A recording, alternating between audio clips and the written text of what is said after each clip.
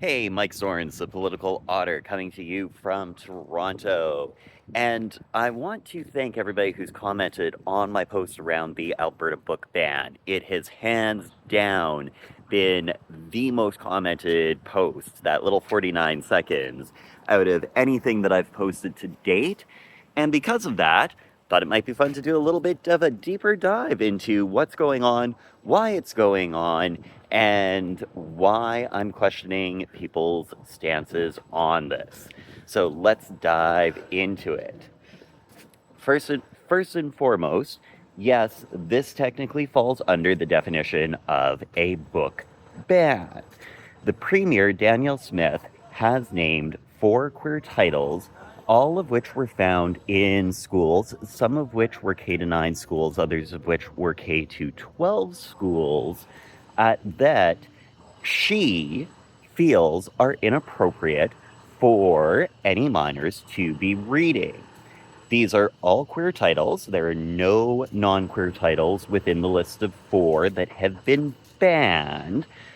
So this is very clearly a dictatorial statement of what the premier feels is acceptable. This was, of course, inspired by some parent groups and some activist groups within the province. So there's some things that we should really understand about it. The premise and the question that we're asking is not, hey, do we agree with what ages this sort of material should be available to students or not? The question is, hey, the manner in which it's being removed, is that an acceptable manner or not? That question is really important because if you understand how books are selected for school libraries, then you understand why it's problematic the way in which these books are being removed. So, first and foremost, I do want to address the fact that one of these books has some nudity in it. And it was written for people of a relatively young age. It is mostly available to students who are going through or have already been through the sex education curriculum within the province. A lot of people are throwing the word pornography out there. Canada has a very specific definition of what pornography is and what it isn't. These books in no way, shape, or form would fall under the definition of pornography. They are what we deem as protected materials, same thing as nudity within a textbook or other art forms. The Sistine Chapel in Rome comes to mind. Michelangelo's David, love to pick on him for this kind of stuff. We've also seen this in some of the works of Shakespeare that high school students are exposed to. For example, Macbeth, the Roman Polanski version. Part of the curriculum when I was in Alberta, we all saw that at a certain age. That's got a lot more questionable content in it than the books that we're talking about. So, putting it all into context, first and foremost, we are talking about nudity. We're not talking about pornography. Know the difference between the two. And so the debate becomes, is it age appropriate? And that's a real tough one. You know, there are other bits of nudity that kids are being exposed to at these ages because there's been a lot of research on when the best time to introduce children to these concepts are, where it has the most impact on healthy sexuality moving forward, what that actually means to cognitive development within children. And particularly when the goals are things like, less childhood pregnancy, people actually being able to really take care of their bodies, make the decisions that they are entitled to be able to make for themselves in a free democratic society like the one that we live in. There's some pretty clear science-based research that say what ages certain type of content makes sense and does not make sense. It's a gray line. It's definitely not a hard black and white issue, but overall, as a society, we kind of agree on all of this. So the way these books then are selected and chosen as to whether or not they're going to be in libraries and available for the kids who are of the appropriate age to be accessing them, or at least what we've deemed at this point to be the appropriate age of accessing them, is done through a democratic process. Those standards and guidelines are all debated and decided on by the school boards, who are all elected officials from the local community, and it's done in consultation with parents as well as with teachers. And then the final decisions are made by the libraries, by the senior librarians, who all are also teachers, all with the education and background to be able to make the judgment calls that need to be made there, and have special additional training in library sciences. So that's how the books get in. It's okay, and I would actually really encourage people to then ask the question of, hey, have we set the bar in the wrong place? You know, depending on the graphicness of the content, it's okay for us to be uncomfortable and say, you know, we're not sure that this is appropriate for the ages that it's being presented to. Now, that can't be just queer titles. That has to, of course, apply to all titles. It has to be a standard that is put across all art forms for those ages. That's strike one against the Alberta government here. That's not what they're doing. They're dictating for titles that are inappropriate. There's a lot of other titles that have equal content, some of which are even are designed for a younger age group, that are available in most of these libraries. So we're not passing. So first strike, we're not passing a standard bar across all content to say, hey, this is the line that we deem inappropriate, which is what the social media providers, like the ones that you're watching this video on do. No, this is a premier dictating, here's what you're allowed to read in school, from school libraries, here's what you're not. So she's forgoing the democratic process that has actually created the guidelines that have and created the list to determine what is appropriate and what's not. I have a problem with that, and that is wrong in every way, shape, or form. But let's give the other side a win here and say that despite that, maybe we still agree that this content might not be right for kids of a certain age, the kids who are able to access it. Well, if that's the case, it's still not the premier's preview to go in and say, remove Title X and Title Y.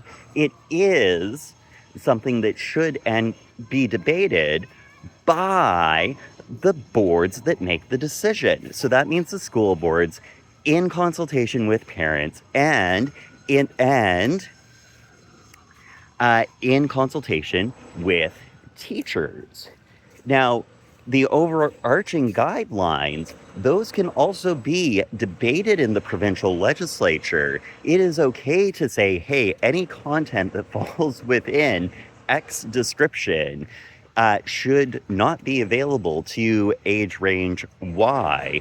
It is perfectly acceptable for us to have those debates in the provincial legislatures, but that's not what's happening. So if you are somebody who actually believes in democracy, who actually believes in freedom of expression, then there is no way, shape, or form in which you can support a premier dictating what can and cannot be available within a library by naming the titles of what isn't okay. There is no situation in which that is democratic. So that's what I'm arguing as to why this is bad. But I am going to throw one other one out there because it is one of the gray areas. So let's talk about the fact that these are queer titles and let's compare it to some of the other things that are available. And what happens if we change the bar? If we say that, all content with this level of nudity should not be available to kids who are at the age ranges that these books are being read at. What does that actually look like? Well, there's a title that does definitely touch on some issues around gender identity and queerness, but it's disproportionately written for young people, all about coming of age and sexual maturity. It definitely has some nudity within it, which is called "It's Perfectly Normal." So it deals both with the queer experiences as well as all of the non-queer experiences, which includes sexual assault. Now, this book has also one that several parent groups and advocate groups have tried to have banned in a couple of other provinces. Those bannings have all failed. However, in the US, there are many jurisdictions where it has been determined that this book is inappropriate and where it has been pulled from school libraries. Here's the interesting thing, though. In many of the districts where this book is available, and it is geared for uncomfortably young 10 and 11-year-olds, it's been one of the leading factors in being able to identify child molestation. The book actually has been featured in several very, very prominent legal cases in the US where a child accessed it either through their school library or through the public library, went to a trusted, and when they came across a chapter on abuse, came to a trusted adult, either a parent or a teacher, somebody who they felt comfortable with, to say, hey, this is me. There's been more than a dozen convictions of child molesters as a direct result of kids being able to access this book. So,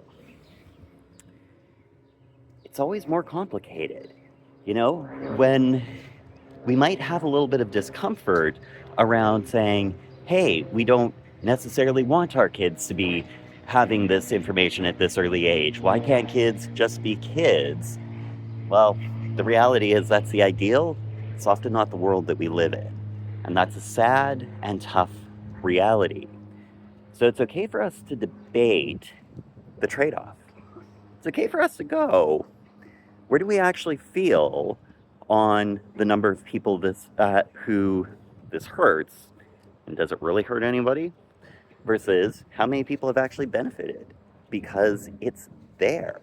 How many people have been saved because it's been there?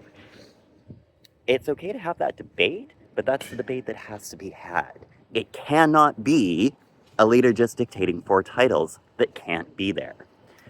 So, that's where I stand. That's where this is more complex than a 45-second sound bite. Now, I am going to leave 2 final thoughts here, and one is to all of the people who have called me a groomer for, actually being a person who supports freedom of expression and freedom of speech as they're guaranteed by the Charter of Rights and Freedom. One of my all-time favorite sayings of all time is, if you've ever wondered who's putting out the fire, it's often the arsonist. So everybody who's called me a groomer, and when that's your first thought when we're talking about freedom of speech, kind of sound like an arsonist to me. But let's go back to the heart and the soul of the discussion here, which comes down to what's right, what's the society that we actually are. And I want to leave you with the final thought on this. And it is a quote, which is, the best gift you're ever going to give someone is a permission to feel safe, to feel worthy, and to feel that they are enough. Ensuring that young people have access to literature that they can see themselves in at the ages where they're trying to understand who they really are is important. They might not have that at home. They might not have that anywhere else within their communities. there is still a reality that the suicide rates among queer teenagers is higher than any other subgroup there. And having the ability to access resources like this is so incredibly important to actually genuinely saving lives. It's uncomfortable for a lot of us, but it does do a greater good. So that's where I stand. Where do you?